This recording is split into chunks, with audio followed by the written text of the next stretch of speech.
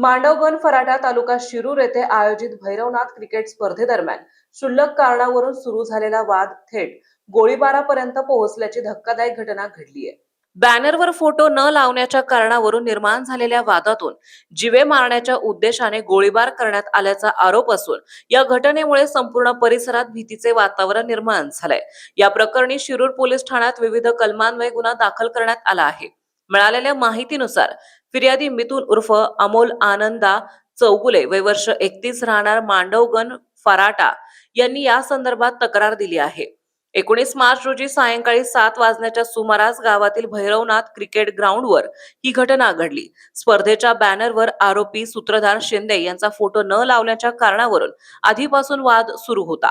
हा वाद मिटवण्यासाठी मध्यस्थी म्हणून फिर्यादीला बोलवण्यात आले होते। मात्र तेथे उपस्थित असलेल्या अक्षय पाटील आणि पप्पू कड यांनी पुन्हा वाद घालत परिस्थिती चिघळवली। यावेळी आरोपी पप्पू कड यांनी आपल्याकडील पिस्तुलातून फिर्यादीच्या दिशेने गोळीबार केला। सुदैवाने या हल्ल्यात कोणतीही जीवितहानी झाली नाही, मात्र मैदानावर मोठी धावपळ उडाली।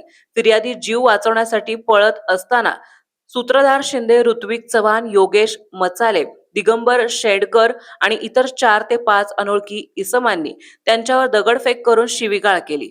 या प्रकरणी आर्म ऍक्ट आणि मुंबई पोलीस अधिनियमाअंतर्गत गुन्हा नोंदवण्यात आला असून पोलीस उपनिरीक्षक शुभम चव्हाण पुढील तपास करीत आहेत।